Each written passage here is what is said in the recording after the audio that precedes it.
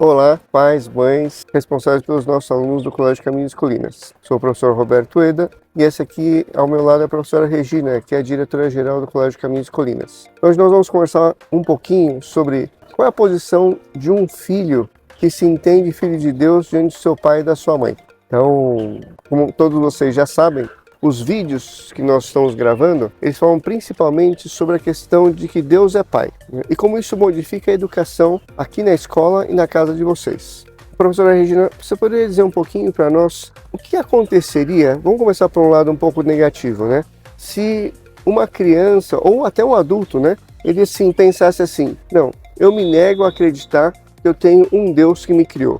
Bom, é um tipo de rebeldia, né? Então, é uma pessoa que, de alguma maneira, está negando a sua própria origem, né? Então, é como se uma pessoa entende que nasceu em Minas Gerais, dissesse, não, eu não quero ter nascido em Minas Gerais, né? Quero ter nascido no Rio de Janeiro. Então, ela nega uma coisa que faz parte da origem dela, da constituição dela. Então, essa negação, ela traz consigo uma série de consequências. Porque a primeira dela é que não é verdade. Então, ele teria que montar uma fantasia. Então, teria que achar uma alternativa. Então, professora Regina, quando uma pessoa ela pensa assim, eu não fui criado por ninguém, qual é, então, a alternativa que ela tem? Bom, acho que todo ser humano tem uma necessidade de se relacionar com outros, de se conectar com outros e de descobrir a sua própria origem. Se a pessoa nega a sua origem, de quem ele é filho, ele vai precisar buscar uma relação para dar essa segurança para ele nos outros momentos da vida dele, né? Então, talvez ele procure substituir essa relação de pai e filho por alguma outra relação. Talvez uma dependência excessiva das coisas, talvez uma insegurança muito grande em relação ao futuro, porque também tem uma insegurança em relação ao seu passado. É muito difícil substituir essa relação que nós temos com Deus. Então, muitas pessoas tentam fazer isso, muitas vezes o que elas encontram é o nada. Porque ou ele foi criado, né, de uma criatura superior, mas mais do que criatura, de um ser superior que não foi criado, né, ou ele surgiu do nada espontaneamente. A segunda hipótese é muito difícil. Então, quando as pessoas elas negam, né, a filiação a Deus, então elas não têm muita saída racional. De fato, também, quando uma pessoa se rebela, né, e fala assim, meus pais, nasci dos meus pais, mas eu quero esquecer deles. Quando uma pessoa ela tem algum problema, né, em relação, por exemplo, a brigar com os pais, fica chateado com eles, né? E ela entende, a querer esquecer que o pai e a mãe existem. Então, isso aí causa uma série de problemas para ela, porque ela não consegue ver nos pais algum modelo e ela se rebela, ela quer esquecer o seu passado. Quando isso acontece, que pode acontecer com alguns adolescentes, quais são as consequências na vida desse jovem, professor Regina? Bom, acho que esse jovem ele vai perder, assim, os parâmetros, né? Então, a gente tem na nossa vida uma série de modelos, de exemplos, de parâmetros que a gente considera que são adequados, né? Para a gente viver bem, para a gente se relacionar bem com as pessoas, para ser uma boa pessoa, para fazer aquilo que Deus pede para a gente. Então, uma pessoa que se nega a reconhecer essa relação que tem com os próprios pais, com o pai e a mãe, ela também nega qual que é o modelo que ela vai ter. Então ela talvez busque esse modelo fora de algum artista, alguma celebridade, alguma pessoa famosa que possa dar para ela esse parâmetro, né? Como eu aprendo a viver? A gente aprende a viver vendo outras pessoas vivendo bem a vida delas, né? Então quando eu leio um livro eu consigo ler ali a vida de outras pessoas de outras histórias, de outras narrativas. Quando eu assisto um filme eu também vejo representações possíveis, mas a verdade é que o que nos ajuda mais não é a ficção, né? Ou não são as coisas irreais, mas é aquelas pessoas com as quais a gente pode conviver diariamente. Então, vendo de fato as pessoas viverem bem a vida delas. Muito bem, então a gente explorou um pouquinho, né, o problema, né, que pode acontecer algumas vezes da pessoa querer se rebelar contra a filiação. Não sou filho desse pai, dessa mãe, ou não sou filho de Deus. Mas não é o caso da maioria dos filhos de vocês, das filhas de vocês, graças a Deus. Pode acontecer que eles não pensem nisso com profundidade. E é isso que nós vamos, de fato, hoje explorar. Então, a parte mais importante do que nós vamos falar hoje, então como é que vocês, são pais, mães, avós, tios, tias, podem ajudar o nosso aluno, a nossa aluna, a meditar sobre a filiação divina, a refletir sobre essa ideia. Então, um dos pontos importantes é que é importante que ela construa a biografia de vocês no imaginário dela. Então, professora Regina, como é que as crianças podem construir, entende, a imagem do pai, da mãe ou do avô, da avó, entende, na cabeça delas? Bom, acho que vocês devem saber que as crianças e até os jovens também gostam muito de ouvir histórias. Uma forma é que vocês consigam contar para os filhos de vocês a história de vida de vocês, a história de vida dos pais de vocês, a história de vida da família, né? Na verdade, quando a gente conhece a história da nossa família, dos nossos familiares, a gente conhece um pouquinho mais da nossa própria história, né? Então, contar, né, como era, como que era a sua vida na escola, como eram os seus amigos, como era a sua relação com os seus pais, como é que vocês se conheceram, né? O pai e a mãe se conheceram, como é que tomaram essa decisão de formar uma família juntos.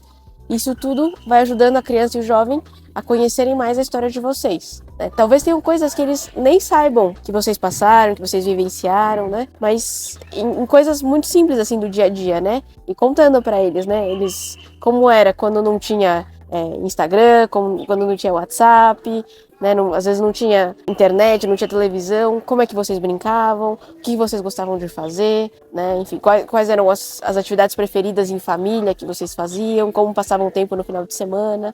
Isso tudo vai ajudando a construir essa biografia. Isso é muito importante. A base da educação é muito importante que vocês saibam, é que as crianças precisam conhecer a sua origem. Se vocês fazem isso que a professora Regina contou, vocês vão estar ajudando a criança a ter segurança para o resto da vida. Então, é muito importante que vocês contem para elas decisões importantes que vocês tomaram e, dependendo da idade de cada criança, até erros que vocês cometeram e como vocês deram a volta por cima. São coisas até pequenas, quando vocês eram pequenos, se vocês lembram, a primeira mentira e como foi, entende, que os pais de vocês ajudaram vocês a reconhecerem o erro, pedirem perdão, desculpas e depois superar isso. Mostrar para eles que vocês também tinham uma série de imperfeições e vocês foram crescendo. É muito importante que o pai fale bem da mãe e que a mãe fale bem do pai. Agora, professora Regina, isso resolve a questão do pai e da mãe. Então, crianças que veem como o pai é e como a mãe é. Em relação a Deus, o que você recomenda, né, que os pais digam para que a criança perceba que ela é uma criatura e, além disso, ela é filha de Deus? Bom, acho que vale também a coisa das histórias, né? Então, contar histórias, as histórias de Deus, as que a gente conhece pela Sagrada Escritura. Então, contar as histórias que vocês aprenderam, que alguns de vocês devem ter versões infantis da Bíblia, de algumas histórias bíblicas, né? Isso tudo vai ajudando a criança a conhecer quem é Deus. A gente ama, a gente consegue se relacionar com aquelas pessoas que a gente conhece. Então elas precisam conhecer a Deus também pelas histórias que a gente tem pela tradição. Acho que uma outra maneira é que os pais e as mães procurem manifestar como é a própria relação de vocês com Deus. Alguns de vocês imaginam que tenham coisas que vocês peçam em oração para Deus, agradeçam a Deus, né? E tem coisas que a gente poderia talvez falar em voz alta para que as crianças também aprendessem a fazer essas orações, a agradecer também conosco, né? Então, um costume muito bonito que algumas famílias têm é, por exemplo, antes e no final das refeições, agradecer a Deus pelo alimento que se tem naquela mesa para comer. É uma forma de manifestar em voz alta um relacionamento que a gente tem com Deus, né? Então, a gente ensina as crianças fazendo isso. Se acontece alguma coisa muito boa no nosso dia também, né? Quando a gente está contando, por exemplo, durante o jantar, né? Olha, isso aconteceu aqui no meu dia hoje, foi muito bacana, fiquei muito contente com isso, né? Puxa, eu aproveitei para agradecer a Deus por essa coisa que aconteceu que foi muito boa, né? Então, manifestar em voz alta para as crianças também as ajuda a aprender a fazer isso. Então, essa dica que a professora Regina contou agora é o mais importante de todo esse vídeo aqui. As crianças precisam passar o resto da vida, entende, agradecendo a vida e todos os benefícios que ela recebeu. Elas aprendem isso se vocês fazem. Então, o resultado que nós estamos dizendo hoje é justamente isso. Vocês querem que os seus filhos sejam bons filhos? É importante que eles vejam que vocês são bons filhos de Deus. E eles vão copiar isso de vocês. Ora, eu gostaria de aproveitar esses últimos minutos para a gente falar um pouquinho sobre uma questão que algumas vezes a gente olha pelo lado negativo, que é que todo ser humano tem debilidades. Mas existe uma perspectiva positiva disso, né? E Deus vê isso em nós. Deus é perfeito, nós não somos. Mas Deus não esfrega isso na nossa cara, que nós somos imperfeitos. Deus não quer que nós sejamos como Ele. Ele sabe que não é possível. Então, professora Regina, como é que a gente poderia ver as debilidades dos filhos, dos nossos alunos, numa perspectiva positiva? Bom, acho que toda debilidade, toda limitação também mostra um aspecto pra gente que é o aspecto que é possível crescer naquilo, né? Então, quando eu percebo uma limitação, seja ela qual for, eu posso ficar chateado porque eu percebo aquela limitação, mas também posso ficar contente porque é uma oportunidade, uma chance que Deus me dá para ser melhor naquilo, para crescer naquilo, para poder me desenvolver. Voltando à pergunta, né? Como é que a gente pode aproveitar as limitações que a gente percebe nos filhos e nos alunos, né? Eu acho que é justamente ver essa perspectiva, né? Deus pensou nessa pessoa como ela é, né? Mas Deus sonha que essa pessoa cresça e chegue a ser mais do que ela é agora. Então, Deus tem um projeto, um sonho para cada pessoa. Então, cada pai, cada mãe, cada professor, cada educador, cada pessoa que é responsável pela formação de outro indivíduo, precisa se perguntar também, né? O que é que Deus sonha para essa pessoa? Qual será que é o projeto de Deus para essa pessoa? Porque, de alguma maneira, Deus confia uma parte desse sonho, quer dividir uma parte desse projeto com você. Então, Ele quer a sua ajuda para construir esse projeto, né? Então, acho que cada pai, cada mãe que está em casa assistindo hoje precisa pensar assim, né? Que vocês são os parceiros de Deus, como sempre diz o professor Evandro, na formação do seu filho e da sua filha. Então, pensar hoje, as limitações que você vê são aspectos que aquela criança pode crescer, pode ser mais, né? Pode talvez crescer num aspecto de ordem, talvez possa ser mais pontual, pode aprender a conviver melhor assim com a frustração, a lidar melhor com a frustração, pode aprender a ser mais amigo dos amigos, a ser mais generoso em casa, né? A não querer ser o primeiro nas coisas. Então, são perspectivas de ver, né, as coisas. Então, pensar que é isso. Cada pessoa tem um projeto que Deus pensou e que esse projeto se completa conforme a gente vai ajudando a pessoa a crescer naquilo que ela ainda não está tão bem, né? Que ela ainda precisa desenvolver mais. Veja. Então, o que é importante, entende? Que vocês levem assim, entende? Dessa perspectiva que nós passamos hoje. É que é muito importante que vocês imaginem, sonhem, como falou a professora Regina, que os seus filhos estão no céu. E vocês sonhem que vocês estão ali. E que vocês ali vão conversar, vão conviver, entende? Diante de Nosso Senhor. E aí, toda a vida que nós estamos passando aqui, naquele momento, e está no futuro, vai ser uma alegria. Porque foi um caminho que vocês traçaram junto com os seus filhos para chegar junto do nosso Pai que está no céu. Então, quando vocês forem conversar com Ele, todas as conversas, procurem lembrar disso. Porque as debilidades que vocês veem hoje são as pistas para corrigir isso, ajudar os seus filhos, entende? E um dia vocês vão se alegrar por ter visto as debilidades. Vocês não foram cegos às limitações que eles têm e por isso vocês encontraram soluções. Sempre que vocês verem faltas, defeitos, mais do que se irritar, a gente precisa se alegrar e dar graças a Deus. Eu estou vendo isso que precisa melhorar, isso que a minha filha precisa crescer. Então nós vamos, junto com a escola, encontrar soluções. E isso é ter esperança. A gente não vê os defeitos como algo em si ruins, mas como pistas para crescer. Então esse é o recado que nós queremos deixar. Muito obrigado pela atenção de vocês, professora Regina. Quero agradecer a atenção de vocês e dizer que, em parte também, quando vocês projetam o crescimento dos filhos de vocês, vocês mesmos também crescem em relação ao projeto e ao sonho de Deus para cada um de vocês. Então, trabalhar nesse projeto de educação dos filhos também faz parte do desenvolvimento do amadurecimento. Participar na formação dos filhos de vocês também faz parte do crescimento de vocês, né? Então, por isso que também o lema aqui no nosso colégio é que educar é ajudar a crescer e crescer junto. Quando a gente ajuda o outro a crescer, a gente também cresce junto. Olá, pais, mães, responsáveis pelos nossos alunos e alunas do Colégio Caminhos Colinas.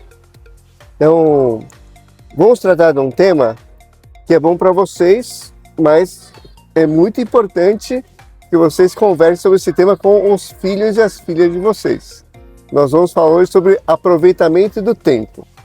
Então, a primeira coisa que eu gostaria de deixar assim como informação que acho que vai ajudar vocês é: professora Regina, tempo é o tesouro de Deus.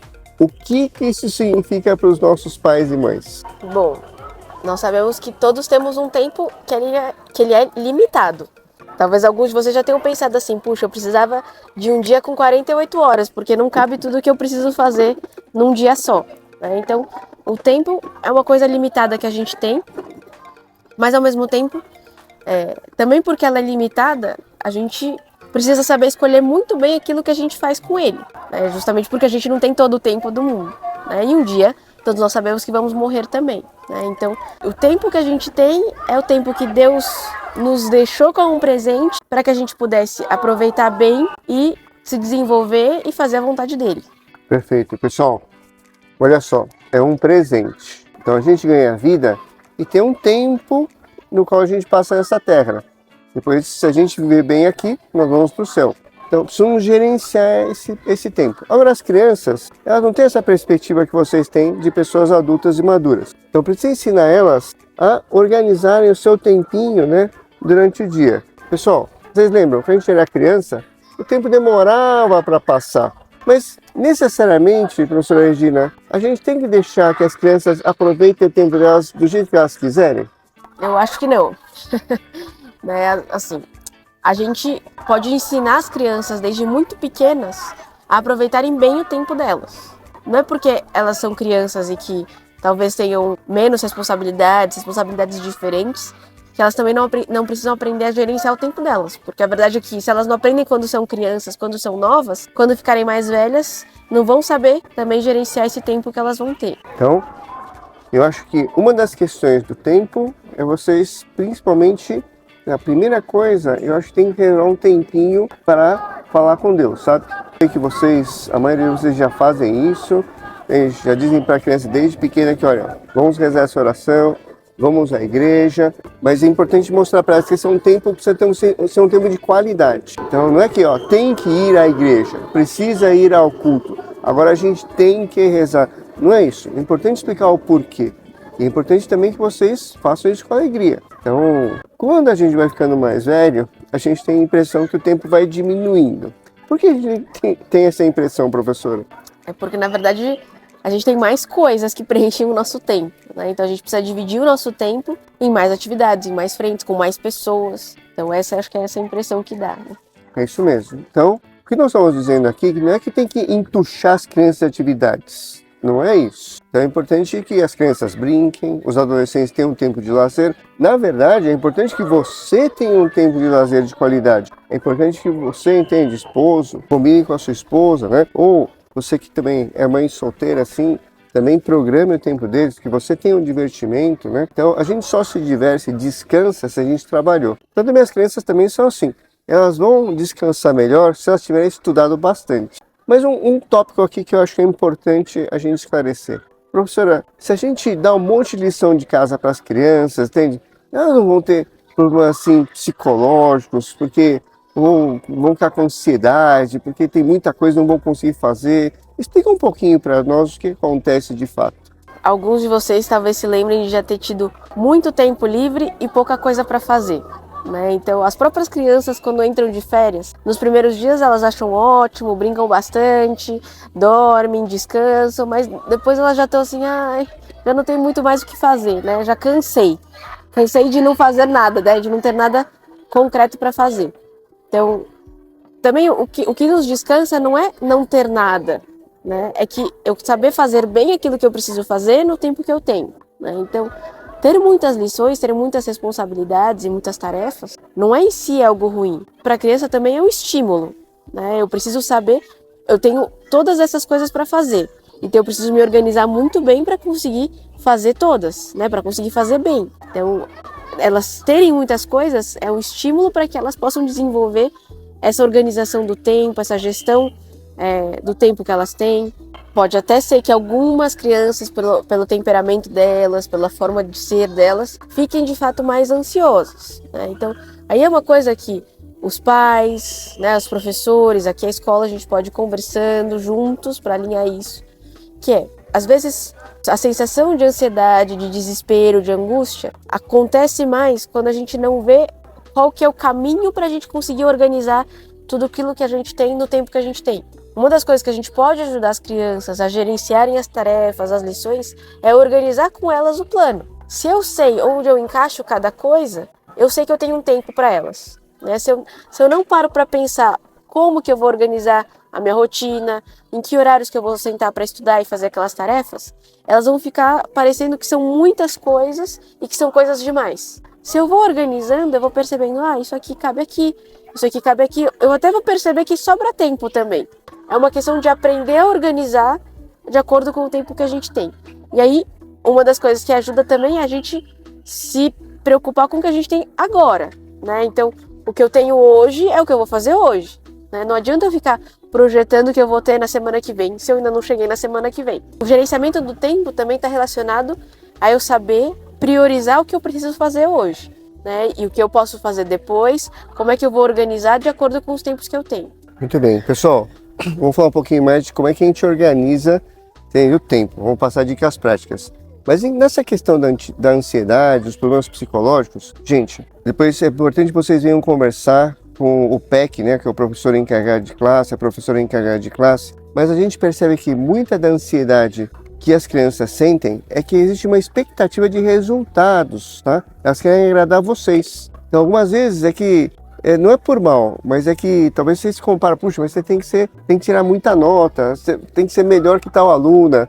Aqui a gente não fala que ninguém tem que ser melhor, mas é importante cada um cumprir o seu dever. Quando a criança não ajuda, nós podemos ajudar ela. Ora, professora Regina, como é que a gente faz na prática dicas concretas para organizar essas atividades no tempo? Uma coisa que ajuda é ter uma agenda.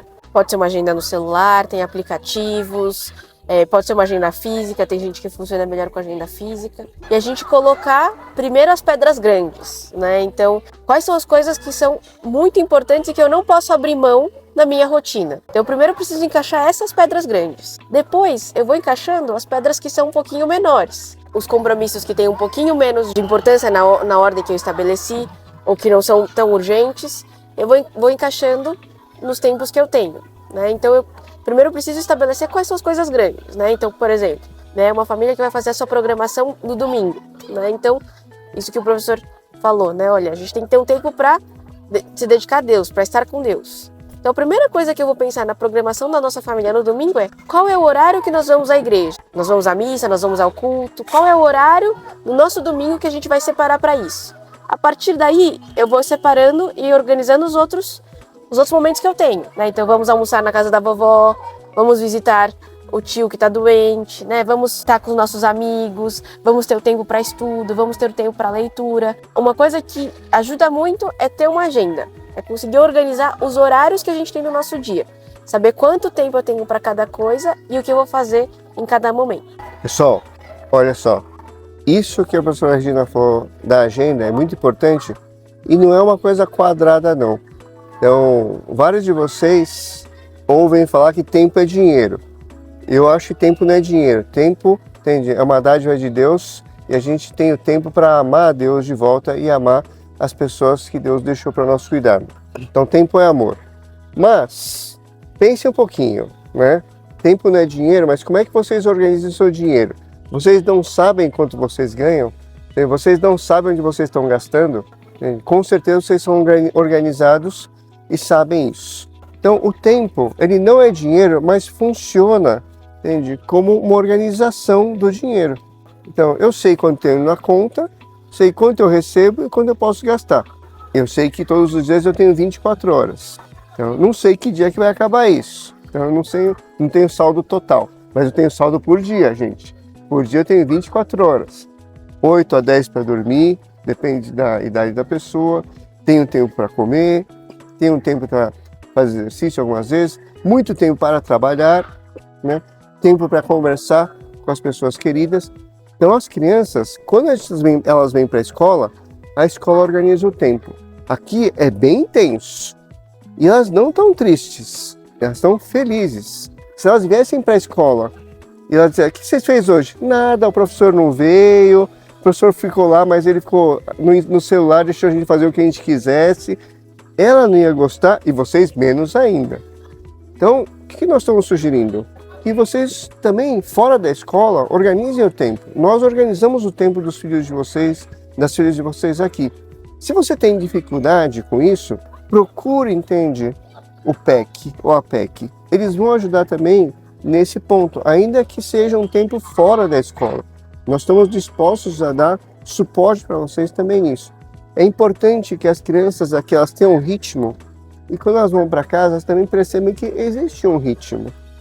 Isso tudo vai ser um contributo para elas fazerem as grandes coisas que Deus espera que elas façam nesse mundo e que vocês vão se orgulhar de que elas façam isso nesse mundo. São crianças que têm um grande valor e o tempo é um tesouro que elas receberam e vocês vão ajudar cada uma delas a fazer esse tempo render. Algum recado mais, professora Regina? Reforçar uma coisa que a gente sempre fala, né? Aqui no colégio nós estamos muito abertos a conversar com os pais, né? Às vezes não é tão fácil aprender a gerenciar a agenda junto com o seu filho. A gente pode ajudar nisso, os PECs podem ajudar a montar um horário, ajudar a montar uma rotina, um plano, né? Então, isso é uma coisa viva, também vai mudando, né? Então, se vocês percebem essa dificuldade ou têm dúvidas de como fazer, conversem com o PEC, peçam ajuda, né? Conforme também a criança vai ficando mais velha, ela mesma já pode ir aprendendo, né? Então ela também precisa procurar os professores. É uma coisa que nós podemos ajudar. Pessoal, tempo não é dinheiro, é amor. Se vocês ajudarem seus filhos a gerenciar bem o tempo vai render a eternidade e a gente vai se ver no céu. Até mais, gente. Um bom final de semana.